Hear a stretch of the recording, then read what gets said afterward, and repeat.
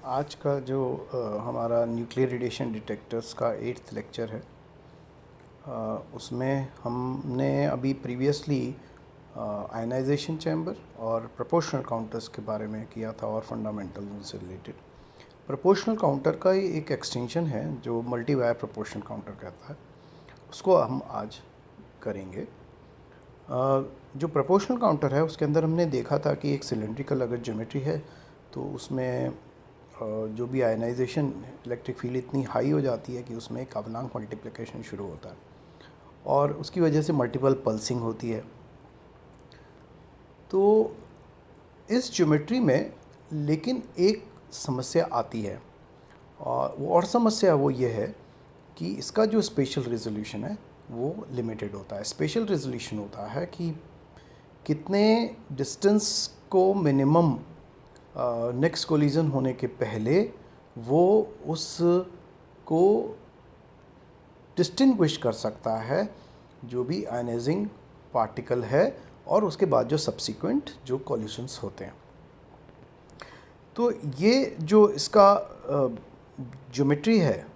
उसके अंदर अगर हम कुछ बदलाव कर दें तो हम इस स्पेशल रेजोल्यूशन को सॉर्ट आउट कर सकते हैं, उसको हम और प्रिसाइज बना सकते हैं जिससे कि वो ज़्यादा पार्टिकल्स और बहुत फास्ट जो है वो डिटेक्शन कर सकें। तो इसमें जो मल्टी वायर प्रोपोर्शनल काउंटर है ये पार्टिकल फिज़िक्स की स्टडीज़ जो रिसर्च और सर्न में जो एक्सीलरेटर है और जो मशीन है उनमें पार्टिकल्स के डिटेक्शन के लिए इस रेडिएशन डिटेक्टर को मल्टी वायर प्रोपोर्शनल काउंटर को काम में लिया जाता है। नो कंस्ट्रक्शन जो है वो वैसा ही सिंपल सिलेंड्रिकल प्रोपोर्शनल काउंटर की तरह ही होता है जिसमें कि हमें एनर्जी लॉस पार्टिकल का कोई भी जो भी आ रहा है जो आयनाइज हो सकता है डायरेक्ट या इनडायरेक्ट फॉर्म में, उसका मैटर में कैसे एनर्जी लॉस होता है। और इसमें जो लिमिटेशन है वो आपको मैंने बताया क्योंकि इसके अंदर ये चेंज क्यों चाहिए, क्योंकि स्पेशल रेजोल्यूशन लिमिटेड होता है इसके साइज से जो काउंटर का। तो इसको कम अच्छा रेजोल्यूशन स्पेशल रेजोल्यूशन करने के लिए मल्टी वायर चैम्बर्स डेवलप हुए जो कि चार्पक और उनके कोलैबोरेटर्स सर्न में किया था। इन चैम्बर्स में एक पतले जो हैं वो पैरेलल और समान रूप से रखे हुए equally spaced thin and parallel anodes को प्लेस किया जाता है बिटवीन टू प्लेट्स जो कि नेगेटिवली पोटेंशियल जिन पे जनरेट किया हुआ होता है जिसको कैथोड्स हैं, और उनके बीच ये एनोड्स के बहुत सारे fine wires equally spaced place किए जाते हैं। इससे क्या होता है कि एनोड और कैथोड के बीच में जो है वो आपके क्योंकि डिस्टेंस जो है ये रिड्यूस हो जाता है और ये काफ़ी ज़्यादा होता है कंपेयर टू द जो एनोड्स के बीच का डिफरेंस है। तो डिस्टेंस की वजह से क्या होता है कि बहुत हाई फील्ड आप इसके बीच में जनरेट कर सकते हो, क्योंकि इफ द स्पेसिंग कम होती जाएगी तो उतना ही for a given potential the field will be high V upon D से। तो इस केस में जो गैप है वो करीब 6 से 8 गुना होता है कैथोड के प्लेन्स के बीच में। जैसा कि इस ज्योमेट्री में बताया, ऊपर वाला एक कैथोड है और नीचे भी एक कैथोड प्लेन है और बीच ये एनोड के वायर्स जो हैं वो लंबे ड्रॉ होते हैं। तो ये लेकिन गैप जो है एनोड के मान लीजिए 1 है mm है तो उनका 6 mm का गैप होता है। तो इसकी वजह से अगर हम एनोड को अर्थ करते हैं और नेगेटिव पोटेंशियल देते हैं कैथोड्स पे तो एक बहुत ही यूनिफॉर्म फील्ड डेवलप होता है पूरे डिटेक्टर मेन बॉडी में, जो कि एनोड वायर से एक निश्चित दूरी पर होता है away from the anode wires. तो इसके वर्किंग को कैसे समझे कि इलेक्ट्रॉन जैसे आएगा किसी भी आयनाइजिंग इवेंट से हो आएगा, तो ये जब काउंटर में आएगा और एक कोलिशन होने के बाद इसके अंदर मतलब एक सेकेंडरी भी प्रोसेसेस हो रहे हैं, तो वो ड्रिफ्ट करेंगे इन फील्ड लाइंस पे, क्योंकि बहुत हाई फील्ड है तो वो उसको ड्रिफ्टिंग और स्ट्रॉन्ग करेगी, और इससे एक अवलांक मल्टीप्लिकेशन जो है बड़े अमाउंट ऑफ चार्ज का इनिशिएट हो जाएगा इस हाई फील्ड रीजन में, जो कि एनोड वायर के नज़दीक होगा।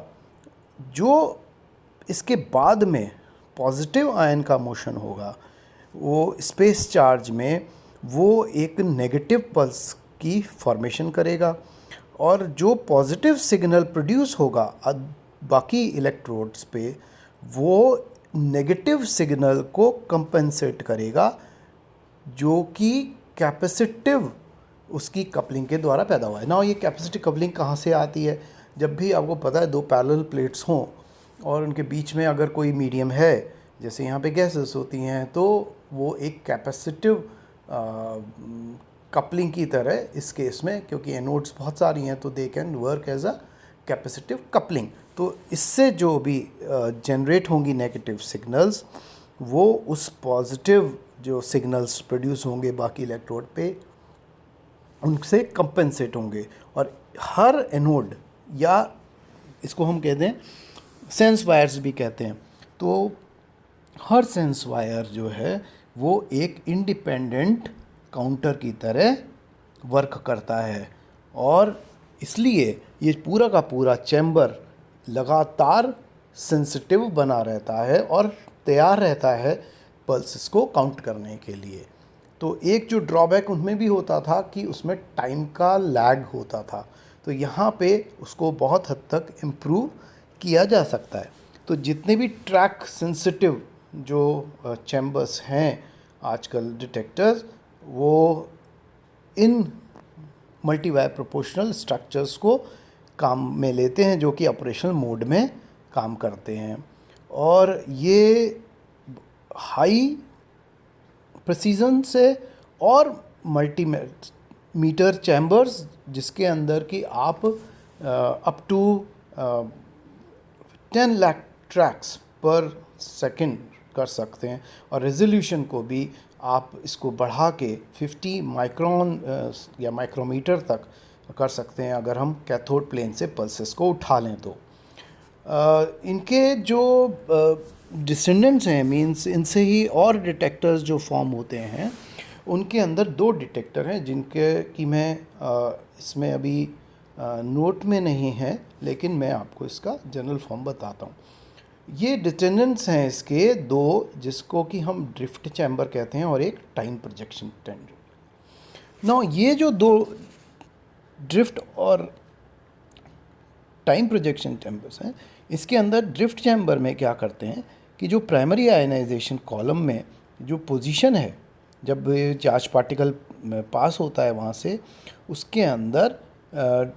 टाइम को मेजरमेंट किया जाता है सेंस वायर पे, और इसके अंदर एक प्लेट को ही काम में लिया जाता है, और इससे क्या होता है कि जो एक वाइड एनोड वायर की स्पेसिंग बनती है, उसके अंदर नंबर ऑफ चैनल्स वो कम हो जाते हैं, जो इससे क्या होता है कि स्पेशल रेजोल्यूशन जो है करीब हमें 100 माइक्रोन्स मिल जाता है इन चैम्बर्स में, और अगर हमें बहुत स्लो रेट है डिटेक्शन का तो उनके अंदर ये ड्रिफ्ट जो चैम्बर्स हैं वो यूज़फुल रहते हैं। टाइम प्रोजेक्शन जो चैम्बर है उसके अंदर एक ड्रिफ्ट का जो वॉल्यूम है उसको बहुत बड़ा लार्ज रखा जाता है, और उसके अंदर जो ज्योमेट्री है वो सिंगल प्लेनर मल्टीवायर चैम्बर की तरह ही होती है, और इससे जो ट्रैक इमेजेस प्रोड्यूस होती हैं वो ये इस ड्रिफ्टिंग होती है ट्रेजेक्ट्री आयनाइजेशन की, और इससे हमें प्रोपोर्शनल वायर्स और सेगमेंटेड कैथोड जो हैं वो हमारे, क्योंकि perpendicular to the drift direction होती है, तो हमें वो टाइम इंफॉर्मेशन प्राप्त करने में आसानी होती है इस ड्रिफ्ट डायरेक्शन में। तो अगर टाइमिंग की इंफॉर्मेशन हमें अगर चाहिए तो हम इन टाइम प्रोजेक्शन चैम्बर्स को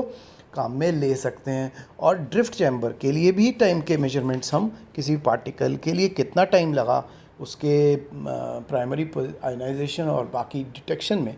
तो उसको भी कर सकते हैं। नाउ इन डिटेक्टर्स की वजह से जो बहुत ही इम्पॉर्टेंट डिस्कवरी थी कि मल्टीवायर प्रोपोर्शनल काउंटर्स के W और Z पार्टिकल्स जो कि वीक इंटरेक्शंस में बहुत इम्पॉर्टेंट रोल, जैसा कि फोटोन करता है इलेक्ट्रोमैग्नेटिक में, या ग्रेविटॉन करता है ग्रेविटेशनल में, या स्ट्रॉन्ग में पायॉन्स करते हैं, उस तरह का रोल प्ले करते हैं। और इनकी वजह से ही डिस्कवरी ये पॉसिबल हो पाई थी, जिसने कि स्टैंडर्ड मॉडल को प्रूव किया और उसके बाद नोबेल प्राइज़ भी इसमें दिया गया। तो मल्टी वायर प्रोपोर्शनल काउंटर्स इनके हाई एनर्जी पार्टिकल फिज़िक्स के स्टडीज़ में बहुत इंपॉर्टेंट है। कुछ एप्लीकेशंस हैं, नेचुरली मेडिसिन जो सबसे प्राइम है, इनके स्पेशल रेजोल्यूशन की वजह से तो प्रिसाइज कर लेता है measurement, biology, nuclear industry, particle physics research. तो this completes our topic of proportional and multiplier proportional counter. अब हमारा जो नेक्स्ट है वो GM काउंटर है, जो कि हम नेक्स्ट लेक्चर में टेकअप करेंगे।